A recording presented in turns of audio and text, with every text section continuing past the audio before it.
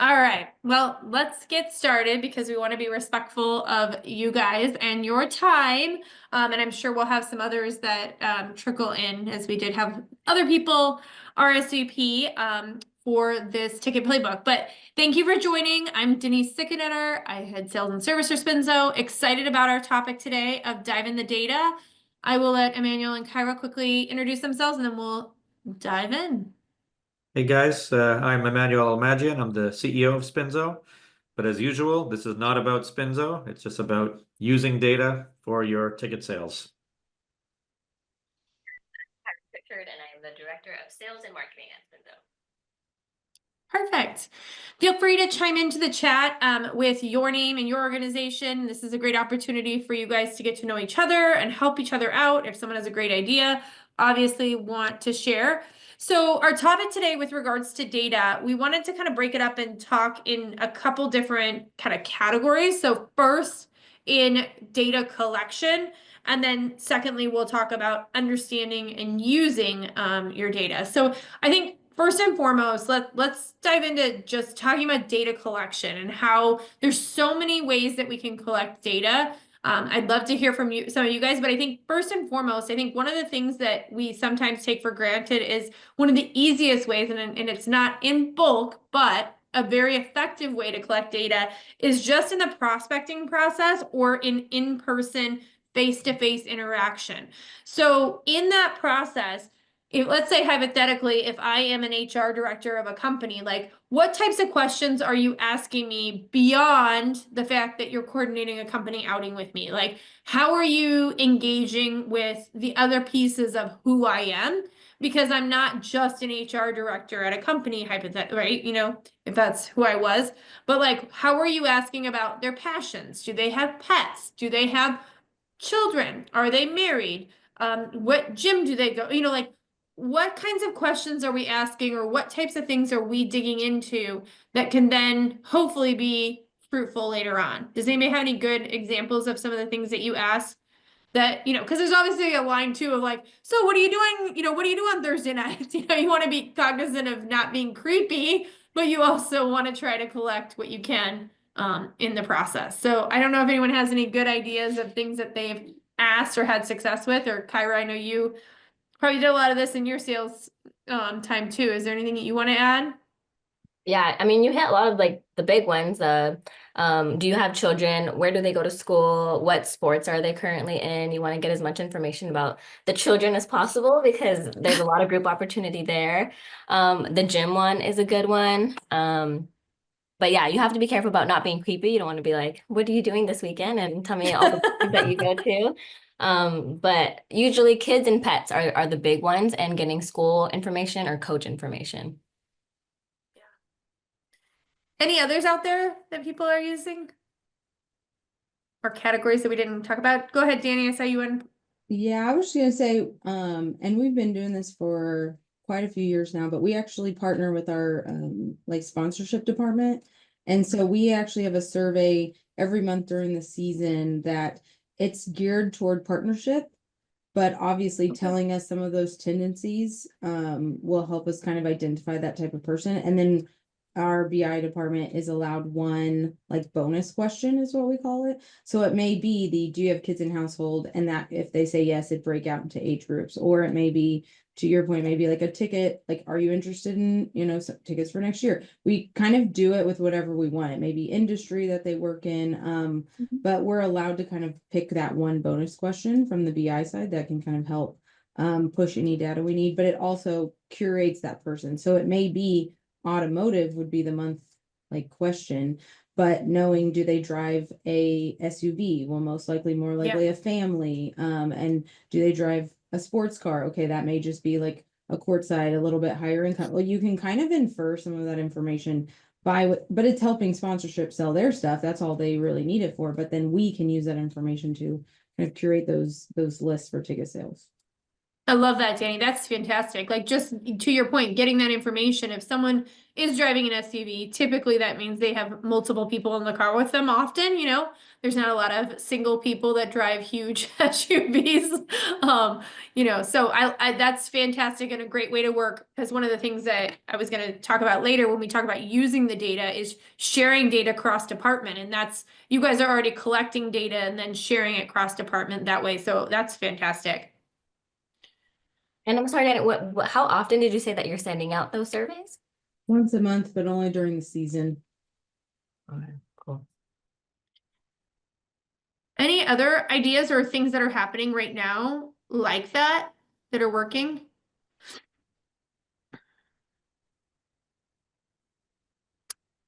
I think doing your own research too. So once you have someone that you've been talking to, so if I was prospecting Emmanuel, it'd be really easy for me to go do my own research on his LinkedIn or on his social channels to find out what he's involved in. Even people that have public like Instagram profiles, I can instantly go and see he's a huge Montreal Canadiens fan. I can understand, I can infer some different things there. So maybe if he's living in my market, here in Detroit, I would then say, hey, I see you're a Montreal Canadiens fan. Do you want to, I know you coordinated your group outing with your company for XYZ date, but the Canadiens are coming into town in 2 weeks. Do you have other friends that are huge fans? Like, maybe they can be a group leader in that regard. So I think, being able to do, and I would say, obviously you have to and train your staffs to be selective with who they do that with. You can't obviously do that for every single person you're talking to, but, that's another thing that could be really helpful in just kind of being curious yourself. Teams may not want me there as a Habs fan when they're the away team. That might cause problems. It's that alter ego. So what sports does to us, right? Yeah. I mean, obviously sales links is a great way to collect data. So I think this is our bread and butter. And I think what's really important in this process and what we try to train is that you want to make sure that you're asking the right questions and that you're not dumbing it down is not the right word, simplifying the questions for your buyers. So if I go and ask you, are you interested in season tickets? Many people are going to say, no way, no how, I can't come to that many games, right? You're instantly going to knock people out of your conversation. But if instead I frame the question, how many games are you planning to come to this season? And you give me different ranges, I may fall into a range that's 6 to 10 games or matches, whatever it may be, that now may fall into what you guys consider a plan.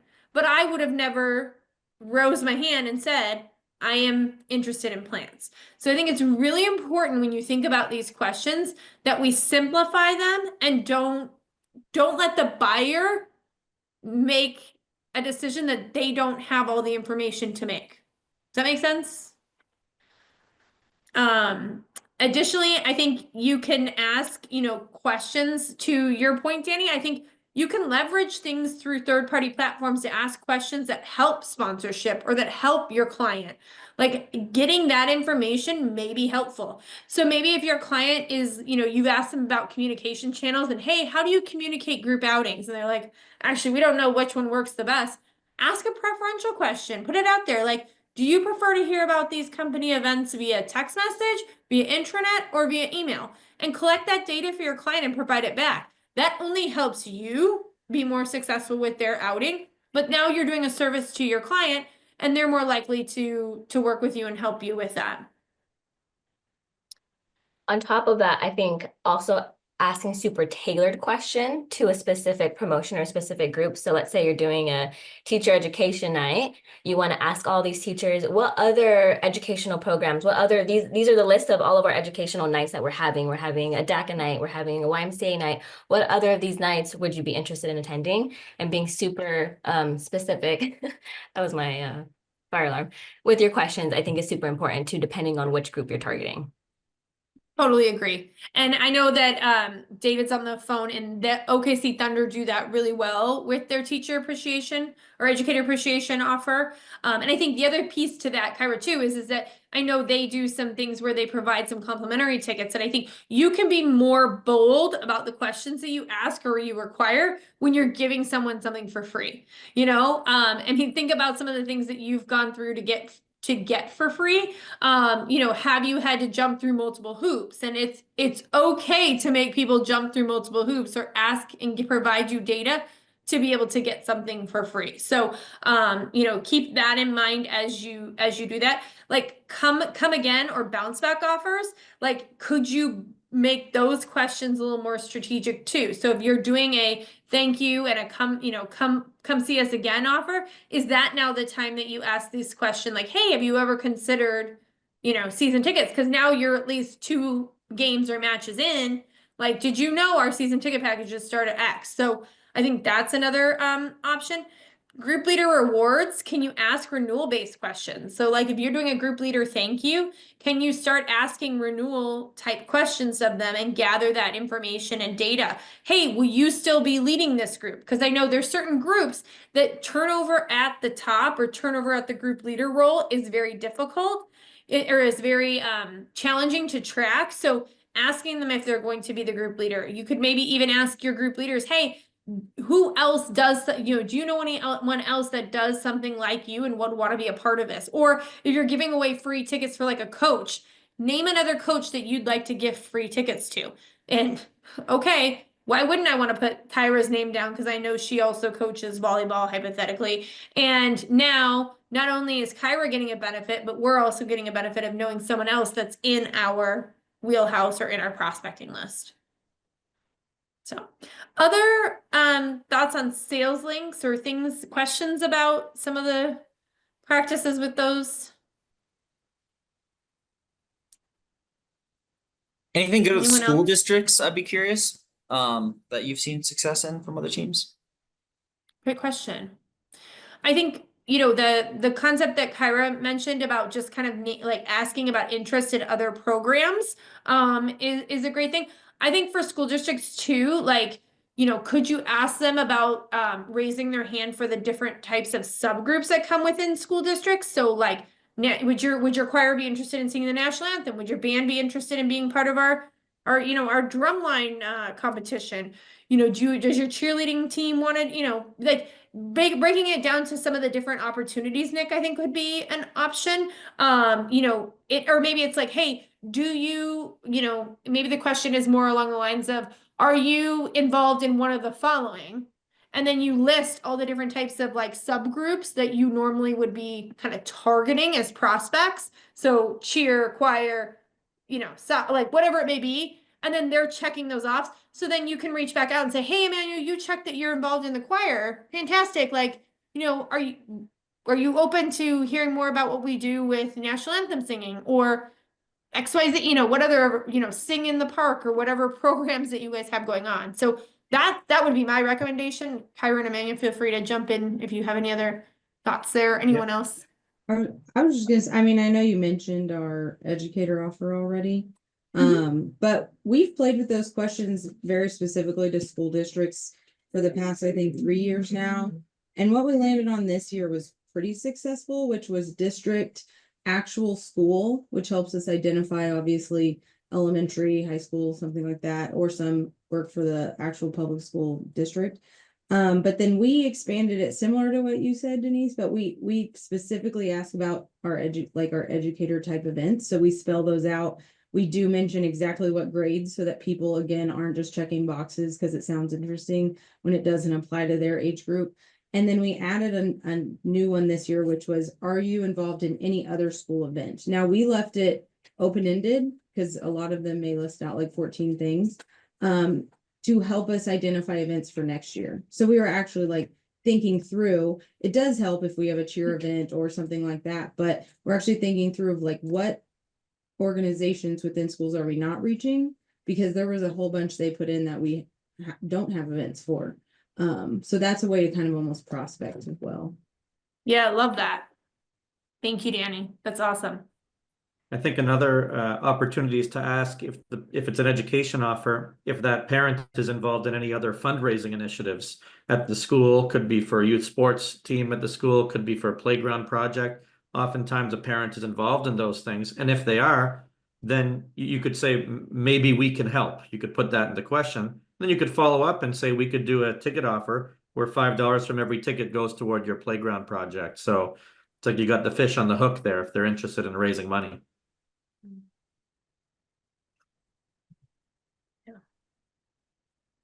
Kyra, I know you and I were talking about this before the call about just opportunities in game to collect data, because you know, if you're selling a traditional group, or even if someone has 4 tickets and they're coming to the game and bringing 3 other people, we may know that one person's information but not the other 3. So like, talk to us a little bit about some of the ideas or things that you've seen from a data collection in game, because I think that's also super important as well.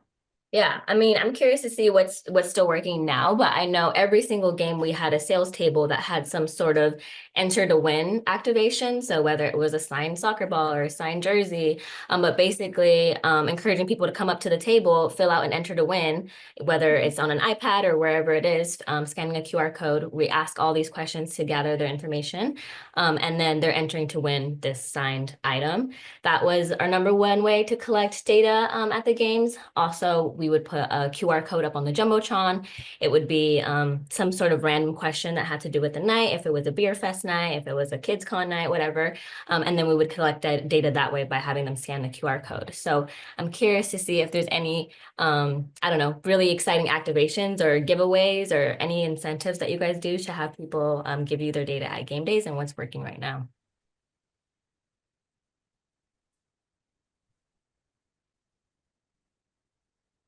I know, like Denise's point earlier, just any kind of face-to-face interaction, the more you know someone, the more you're going to collect on them. So even like having our reps go down and do seat visits, they'd learn, 5 new things about their season ticket member that they didn't know before, just because they went down to their seat and talked to them for, 15 minutes.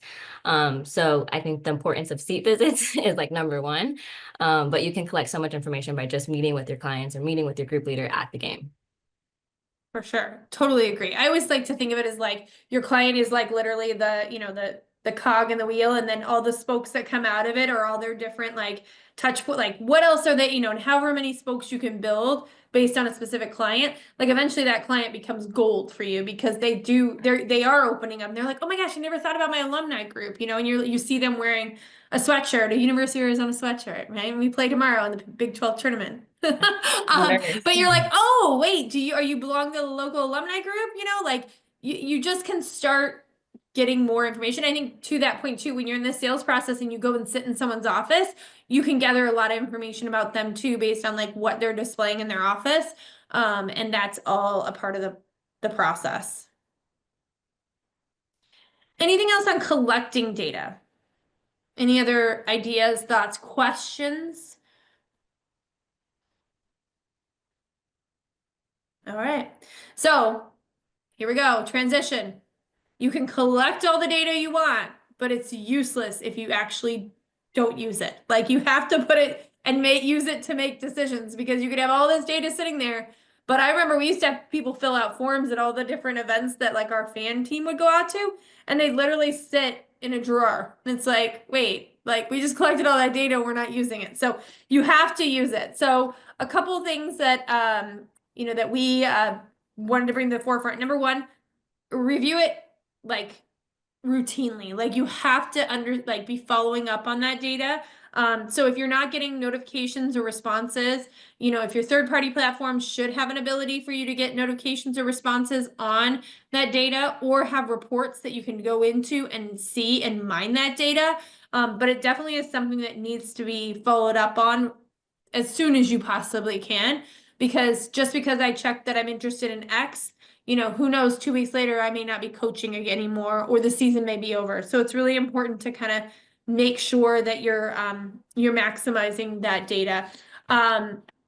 Build a follow-up plan. Like, how are you going to follow up with these people? What is the cadence of that? The data that you have, like based on how many times people are coming to games. So you may pull a report at the end of the season and say, Kyra's come to four games. Okay, well, how fast is someone calling her in the, you know, in the new season ticket sales process to see if she is a candidate for potentially for season tickets? Like, who is building that cadence? Who's building that follow-up? And then how is that getting into a pipeline?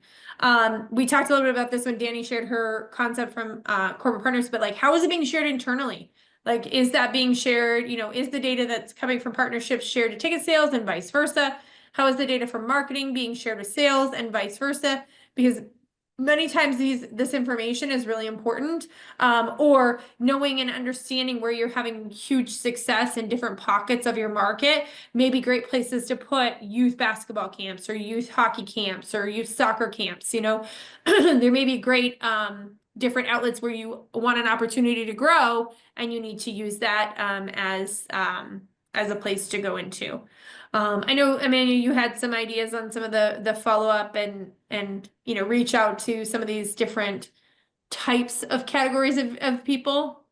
Yeah, mainly around following up with group leaders based on their audience data, as we like to call it in Spinzo, but to really leverage that viewer data. So if you went out to, say, 100 different companies with different links, you should leverage the viewer data and the conversion rates to know how to follow up with those group leaders. So for example, if your offer has no views or very like 1 or 2 viewers on a particular company, you should follow up with them and see if they need anything else for the outreach. Do they need any collateral or some kind of poster, something like that. Another category is if they have views, but no purchasers or not many purchasers. So maybe a particular group has 100 views or 400 views and only 2 people bought. Well, you should reach out and say, hey, I saw a bunch of people saw it, but have you been hearing anything about why people are not interested? Is it a bad date? Might be a bad date. If it's an education offer, for example, might be a game date at the school. Is it a high price? Maybe they need to offer various other price points. So that's a tidbit of information that you have views, but no purchasers there. But also in a platform like Spinzo, and I'm sure many other platforms, you could see on a daily basis what your viewers are like. And if you see an early spike in the viewers, you know that they probably sent an email out to the group. Well, then you can encourage them and say, well, that worked. A lot of people bought from that. We're closer to the game date now. Why don't you do another one? Mm-hmm. Right? So you can give that feedback to them. Curious if anyone else leverages kind of viewers or purchase data.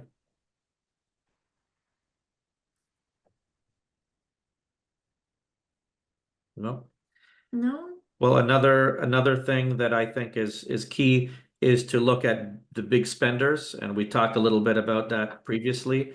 But you know, if I were a rep, I would constantly, before every game, right before game time, I would check on who the big spenders are from my groups. I would email them to thank them. I'd see if they have any needs. And then Kyra brought up the concept of seat visits. I would visit the seat. If someone spent $800 or whatever your threshold is, I would go visit them and thank them for their business and see if they need anything else, maybe flex plans or other packages. Just form that relationship with them. If they're willing to spend that amount of money on one game, they might be interested in others. So some kind of big spender outreach report, I think, to follow that. It's a good use of the data. Totally agree. Other thoughts or questions on collecting data, using the data, maybe in some success stories with data? No? Quieter group today, that's okay. Yeah, I'll just add, I think what's worked for us, you guys were talking about like just inbound interest, like it's getting everybody on board. So it took a while, but to get marketing on board and web on board and app on board, like so that we're all using the same tracking codes and same way to identify where everything's coming from. It is a big organizational shift, and it did take quite a bit from kind of the top down to get everybody on the same page. But if you can, then you can really track exactly where some of those interest leads are coming from and figure out what's working and what's not working. Yeah, great point. Yeah, that's a great idea. And Everyone's- actually, it brings up a point. I know we have a system called affiliate links, but if you're selling, say, a theme night, don't just have the same link. You should create 10, 20 different links for that. So if you put it on the Jumbotron, you could put a unique link there and a unique QR code so that you know, did that work? How many people did the QR code and how many people bought it from that? You could say email number 1, email number 2, a paid ad. You should be able to track the source of the buyer, and that could really inform your marketing team on how to proceed for future engagements. Absolutely. One other idea about, you mentioned inbound leads, Danny. I think one of the concepts that you can do is, can you give away or do like a sweepstakes of like giving away a group night? What gets 15 tickets, but you obviously choose the game, so you can pick one of those games that needs a little more help, and giving away 10 or 15 tickets wouldn't be an issue. But in order to enter to win, you have to obviously enter your personal information, but then also say the group that you would bring to the game. So right there, you're gathering this whole bunch of leads and prospects and people that are raising their hand, telling you exactly what group they're a part of or what group they want to be with. And if it's just their friends and they could bring 15 friends to a game, means they're instantly a group leader. You open the door, you have that conversation. So, maybe you obviously can only give away one winning group, but maybe you go back to the rest of these people that entered and you go back with a special package price of, hey, you said you'd be willing, you had this opportunity to bring 15 people to the game. Well, you didn't win the sweepstakes, but for X dollars, we're going to give you tickets, a hot dog, a drink, and your group can come, and it's X dollars per person, or the package itself is this much money. That's a great way to be able to open the door to get people to raise their hand and identify themselves as a group leader, even though they probably don't think of themselves as a group leader. So just another concept. Any I know other a lot- thoughts? Oh, go ahead, I was going to Emmanuel. mention data for partners. I know a lot of teams do offers for their corporate partners, for example, and we've seen it at Spinzo. But is there some kind of data that you can collect on their behalf that would be interesting and would actually help you open the door? So if you're doing an offer with a banking partner, for example, anyone who has a credit card at a particular bank, you could maybe ask, like, do you have any checking account needs or other needs, or do your kids need bank accounts? And you could have a little disclaimer there that you're going to share that data. Maybe you're doing something for, say, Chick-fil-A customers, and maybe they're putting it on the receipts. We've done this before with Dunkin', and you could say, like, what's your favorite sauce at Chick-fil-A, and maybe feed that data back to them. And that could be an interesting little tidbit. They could post it on social media, Hawks buyers like this sauce, something like that. So you could use that in the prospecting of your partners and say, hey, we could actually collect some interesting data for you if you'd like. So that's another Absolutely. idea.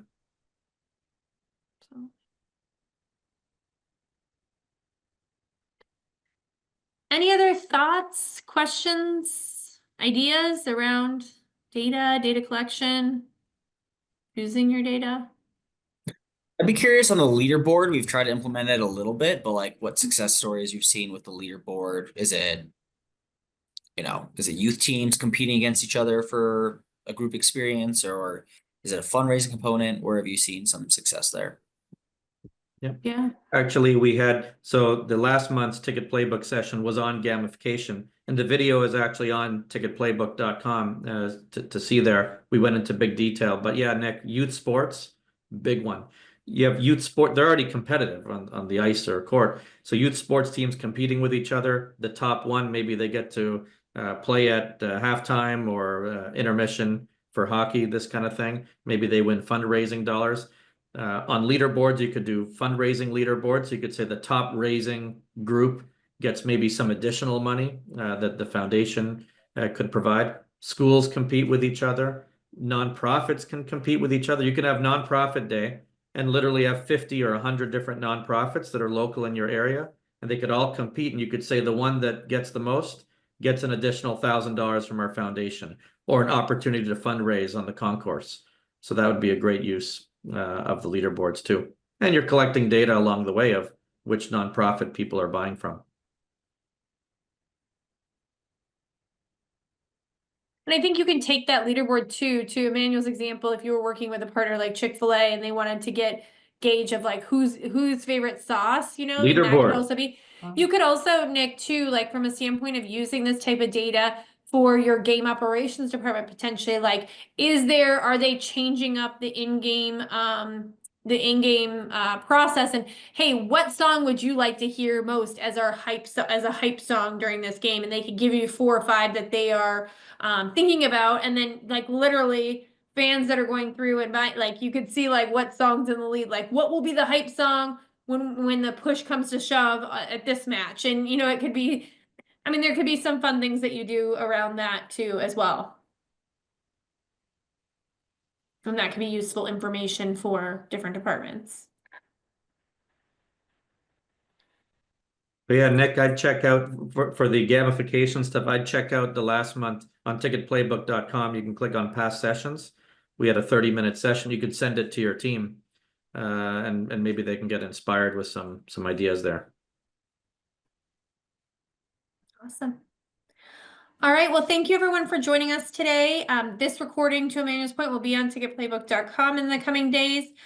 We will be sending out an email from there for the invitation for April's session. We just have to confirm dates and times based on some different travel and events that we have going on, but these will continue to be monthly. If you have an idea for a topic or something you want us to discuss, please feel free to reach out to us and share it. We'd love to bring those to life and be able to get your colleagues to help you or to just chat about what is the best way to go. Please feel free to invite other colleagues. They don't have to be Spinzo clients. As Amanda said, this is not about Spinzo. This is about the industry and us getting better at our craft and the different things that we're doing. So we welcome reps, managers, anyone from any teams on the ticket or marketing side of the business. So, all right, guys, thank you so much. Oh, it looks like Danny's going to SEEK conference in June. So if anyone's going, let her know. I don't know if we'll be at that one. I know we're going to be at EBMC and ALSD. So hopefully we'll see some of you there too, but Also, we should. we'll take a look at it, Danny. we'll Thank take a look. you. But also, I'd recommend everyone, if you're not subscribed already to ticketplaybook.com, there's a lot of articles out there, and they're really good ideas on how to grow your sales, things you could share with reps as well. So ticketplaybook.com, you can just subscribe, and you'll see there's already about 10 or 15 articles on there, and quite good. All right. All right, Thanks, guys. See you. Thank you. Hi, everyone. Thank you.